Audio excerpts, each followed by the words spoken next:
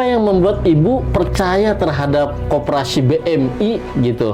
Yang padahal Ibu jadi anggota pun notabene-nya bukan belajar BMI dulu baru jadi anggota. Tapi Ibu jadi anggota dulu baru belajar BMI, justru itu menjadi sebuah keyakinan penuh terhadap koperasi BMI. Ya. Aku rasa sih banyak koperasi yang bagus. Yang bikin Indonesia tetap ada itu justru BMI ya Muhammadiyah punya gitu kan, BMT itu yang bener-bener ngelayanin masyarakat bawah gitu. Jadi pada saat negara kacau ya kayak krisis dan sebagainya, krisis ekonomi segala tuh justru fondasinya tuh ada di koperasi-koperasi. Sangat unfortunately gitu ya, sangat sayangnya itu yang diekspos tuh yang buruk-buruk. Nah, padahal yang bagus juga banyak, gitu kan. Jadi kayak Sidogiri, yang aku inian kan Asyafi'iyah, terus ada yang di Bringharjo, kemarin terus Tamsis, yang di Wonosobo Wonosobo, terus kalian. Terus juga ya saya yakin yang dikelola Muhammadiyah juga bagus gitu. Tapi yang masuk ke berita dan sebagainya adalah koperasi-koperasi mungkin yang cuman mengatasnamakan koperasi kali ya, tapi nggak dikelola dengan baik buat money laundering misalnya, buat nyalurin dana nggak tahu dari mana gitu, makanya dia nggak sustain. Nah, aku lihat tadi pertanyaannya kenapa BMI, karena saya sendiri udah hadir di acara rembuk warga itu. Jadi saya lihat betapa orang tuh cuman minjem nabung 50.000, minjem 100.000 gitu, terus juga jelas kepentingannya buat modal gerobak dorongnya, buat modal gorengannya, buat jadi memang di situ dan yang menarik juga orang itu bayar. Gitu loh, bukan charity, bukan dikasih-kasih aja gitu, bukan gratisan. Jadi ada unsur edukasinya, unsur tanggung jawabnya, unsur nggak mau tuh jadi tukang minta-minta, gitu loh. Jadi harga diri tuh sebenarnya ada di situ. Kita minjem, kita bayar. Dan aku lihat dalam ya begitulah, terus kemudian ya why not gitu ya. Kita ikut kuatkan ini BMI, karena juga kan udah lama berdirinya kan BMI. Betul. Dan anggotanya juga base-nya udah 240.000 kan sekarang. Jadi ya gitu sih.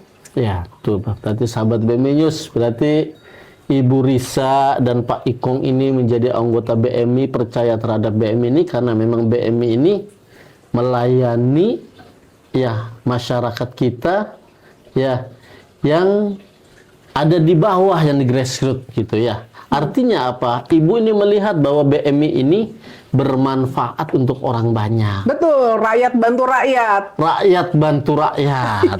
Iya. Di Indonesia ini udah nggak bisa ngarepin apa-apa lagi, kecuali kita saling bantu nih, rakyat saling bantu, karena nggak tahu nih gimana. Asas koperasi juga gotong royong, tolong menolong dan gotong royong, Ibu ya. Itu modal sosial. Modal sosial itu, ya. Karena memang di BMI itu di dalam kumpulannya disebutnya rembuk pusat itu juga ada ikrarnya membantu anggota kumpulan apabila mereka dalam kesulitan. Itu ada ikrarnya, sehingga terpati bahwa dia menjadi anggota koperasi ketika memang dia pinjam, tujuannya adalah apa? Untuk membantu keluarganya. Betul. Untuk membantu saudara-saudaranya, untuk memajukan usahanya sehingga mempekerjakan orang banyak. Iya, sama juga dari segi return, kalau kita ngomong soal untuk kita dari segi bagi hasil, itu BMI bagus dibandingin kita taruh uang di bank syariah atau bank konvensional gitu, yang bagi hasilnya BMI itu tinggi, lumayan, bagus, lumayan gitu, bisa dipakai untuk ya buat kita belanja belanja kehidupan sehari-hari. Itu tuh bisa dari si Jaka itu gitu loh. Secara hitung-hitungan besar ya Bu ya. Besar. Tapi mampu ya. Besar dan kalian bisa liquid gitu loh. Itu karena memang partisipasi anggota aja juga bagus. Koperasi besar itu karena memang partisipasi anggotanya. Kalau partisipasi anggotanya bagus, koperasi juga akan bagus. Ya, koperasi kan maju mundurnya koperasi tergantung dengan partisipasi anggotanya. Ketika anggota yang memang membutuhkan pinjaman, dia diberikan amanah untuk mendapatkan pembiayaan, pembiayaannya dia dikelola dengan baik, lalu amanah dengan cara bayar tepat waktu dan tepat jumlah, si anggota yang memang kaya dia punya uang kelebihan ditaruh di BMI sebagai simpanan lalu diputarkan sebagai modal, artinya tadi tolong menolong, yang punya nolong yang nggak punya, yang ditolong juga berusaha untuk menjadi mandiri dengan tahu diri itu. Betul. Ya betul lah, luar biasa nih Ibu. Jadi menarik ini ya, karena kalau Ibu mah mungkin ngeliat bagi hasil itu ya nggak segimana mungkin ya, karena finansial Ibu udah bebas finansial nih, tapi ada yang buat menarik Ibu Risa dan Pak Ikong itu kebermanfaatannya. Wah, itu sih luar biasa ya, karena kita ya maksudnya kita titipin uang, kita dikasih bagi hasil, tapi juga kita bisa bantu orang. Itu kan luar biasa gitu loh. Artinya kita menjadi wasilah untuk membantu orang. Iya, itu luar biasa. Dan maksudnya nggak menafikan bahwa bagi hasilnya BMI itu lebih tinggi daripada bagi hasil bank syariah loh. Betul, iya. Lebih bagus. Betul itu, luar biasa ya. Nah, Ibu, ya. Kalau Ibu sendiri ini saya melihat sekali lagi saya sangat terinspirasi sekali. Ibu menyampaikan bahwa ini kebanyakan orang ketika saya menawarkan simpanan berjangka yang Ibu sampaikan bagi hasilnya itu tinggi, orang tertarik karena melihat bagi hasilnya tinggi. Tapi Ibu sama Pak Ikong menyampaikan tadi di awal tadi bahwa kalau saya ada bagi hasil sijaka, bagi hasil sijakanya itu sebagian juga saya taruh tabungan sukarela, sebagian juga saya wakafkan. Ya. Iya. Bahkan Ibu punya rencana jangka panjang yang luar biasa, pengen mewakafkan uang Ibu di BMI untuk bisa membantu orang-orang, Iya, terutama jadi dana dalam abadi. dana Iya. abadi untuk pendidikan, Iya. misalnya gitu.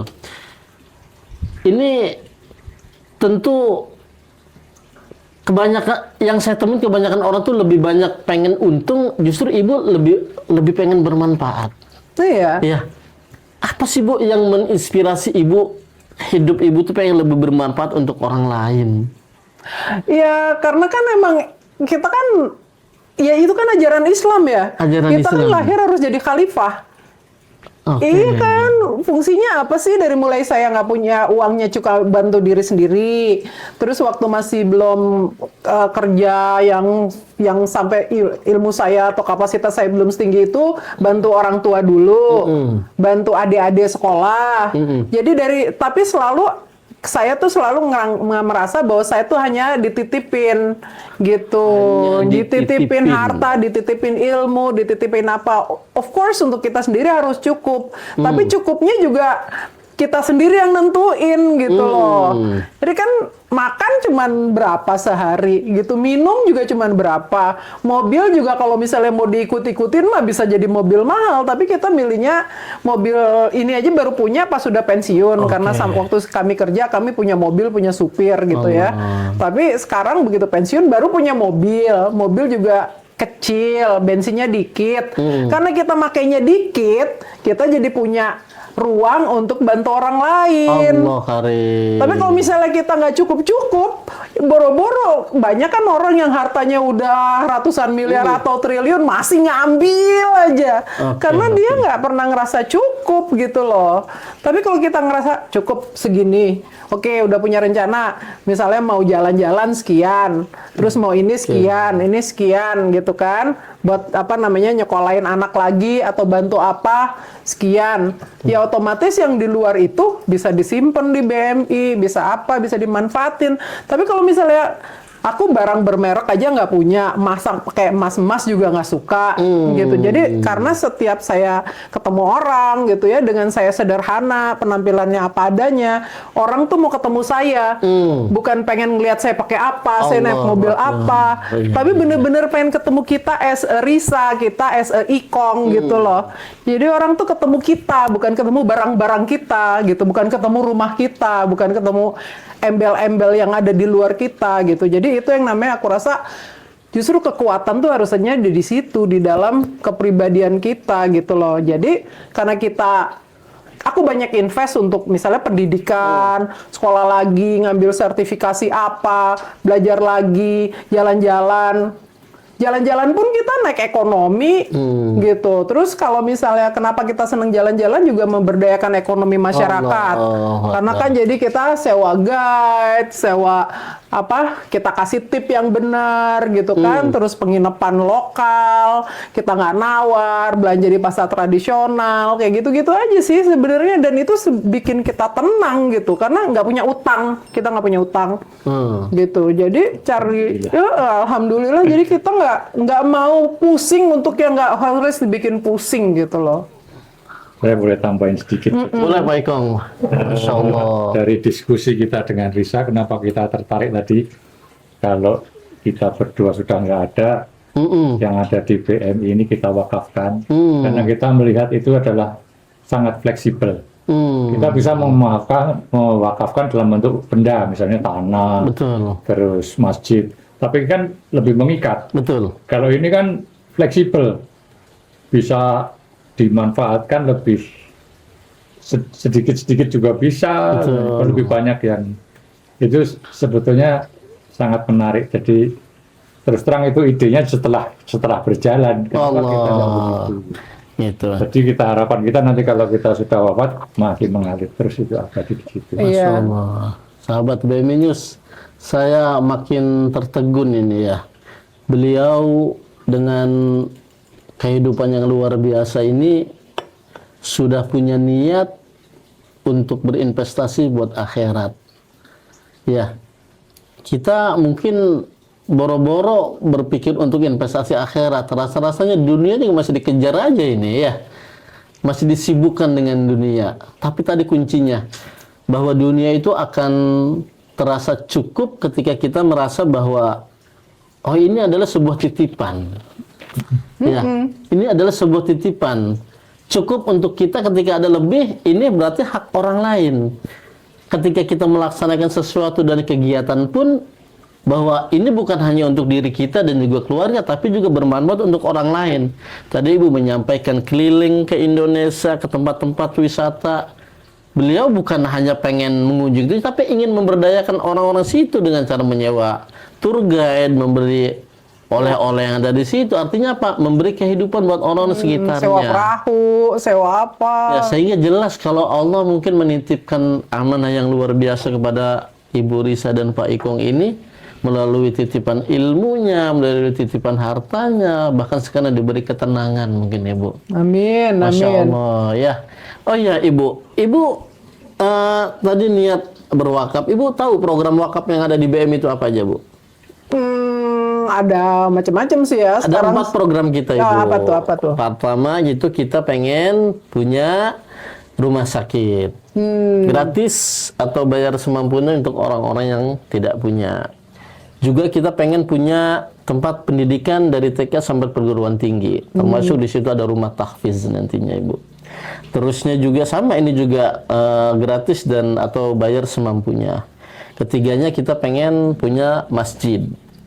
Nah, terakhir kita pengen punya sawah wakaf produktif 100 hektar. Dan sekarang sudah terrealisasi sekitar 16 hektar sawah yang setiap panennya itu kita bagikan kepada duafa. Ada sekitar 400 anggota yang 400 duafa yang kita bagikan setiap ininya. Juga kita setiap bulannya ada anak asuh.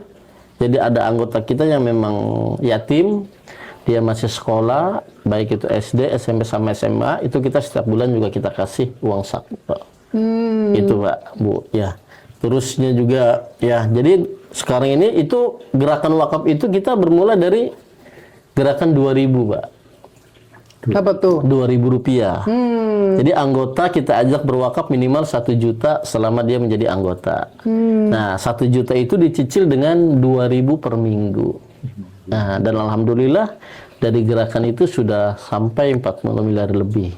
Wow. Nah, itu yang akan kita realisasikan. Jadi secara otomatis harta kita juga bermanfaat untuk orang banyak. Wah, alhamdulillah, satu misi kita. Nah, kita juga ada gerakan yang namanya Rp1.000. Itu gerakan infak. Jadi 1.000 Pak, setiap di kumpulan itu selain mereka nanti simpan pinjam, bayar angsuran atau menyimpan, mereka juga diajak untuk berinfak untuk masukkan ke kenceleng Rp1.000. Nah, alhamdulillah dari Rp1.000 itu juga bermanfaat. Kita bisa membangun rumah gratis untuk rumah-rumah yang tidak layak, sudah sampai 556 unit rumah. Oh, Masya Allah. Juga kita ada operasional ambulan, sekarang sudah punya 11 unit ambulan, 24 jam melayani. Bahkan sangat terinspirasi sekali, ada anggota kita yang anaknya itu sudah punya penyakit ginjal, Ibu. Ya, sudah cuci darah, alhamdulillah. Beliau melalui kesulitan, kita ingin ke rumah sakit. Jadi ke rumah sakit itu bukan karena tidak mau ke rumah sakit, tidak ada biaya untuk transport ke rumah sakitnya. Alhamdulillah ada ambulan gratis, dia pakai ambulan itu, sekarang alhamdulillah sudah sembuh. Alhamdulillah. Nah, artinya ini kita disebutnya Gasiteru, Ibu. Apa tuh? Gerakan sodakoh 3.000 seminggu. Iya. 1.000 untuk infak, 2.000 untuk wakaf. Gitu. Nah, mudah-mudahan ya tadi tidak ada, Allah juga tahu betul untuk menitipkan hartanya kepada siapa. Jangan sampai harta yang dititipkan kepada kita justru akan membawa bencana untuk kita. Betul. Ya, harta kalau dimakan menjadi kotoran. Tapi ketika harta diwakafkan, disodakohkan, dizakatkan, diinfakkan, itu akan bertambah banyak karena bertambah orang yang bisa memanfaatkannya. Yeah. Dan itu juga yang menjadi prinsip Ibu Risa disampaikan. Karena hidup cuma 3 prinsipnya. 1, ya, sodako jariyah.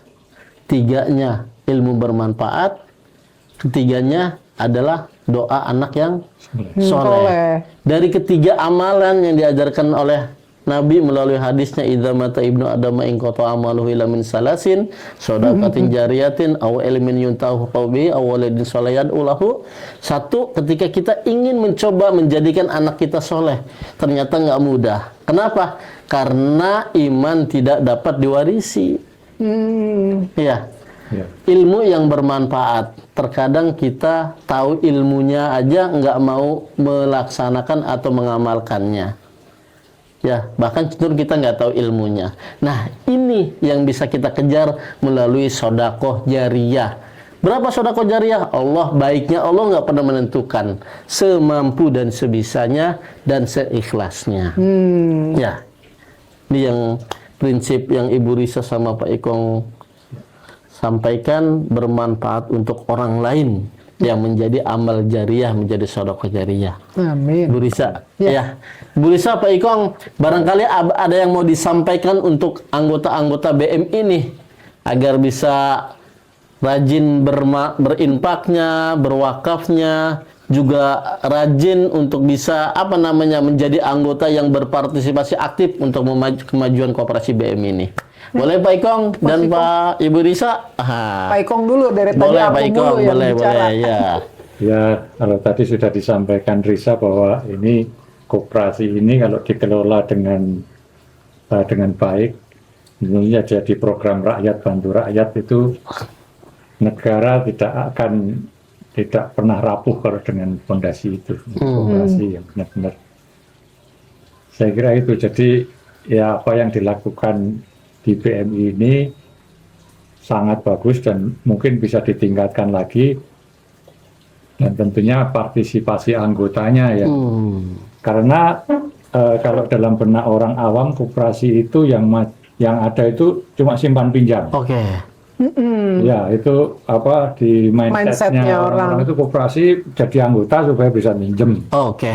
Nah, ini ada hal baru yang kita juga dapat pencerahannya di BMI, bahwa kita juga bisa menaruh di situ dan bermanfaat.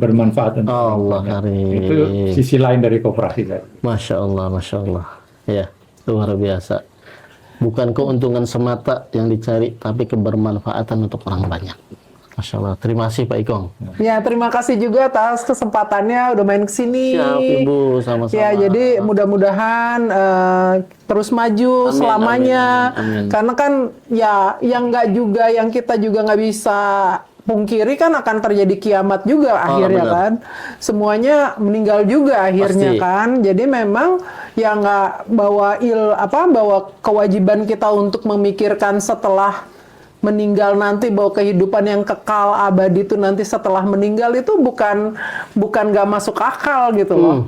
Dan karena kalau kita melakukan apa yang kita lakukan bersama BMI ini, kita tuh udah dapat sorganya sekarang. Allahu Akbar. Ya kan? Jadi ketenangan hati itu kan sorga. Betul, Jadi saya betul, suka bilang sama Mas Ikong juga, kalau sorga itu bentuknya kayak sekarang, itu saya udah bersyukur Allah, nggak usah lah nanti yang mengalir sungai-sungai di bawahnya dan sebagainya gitu.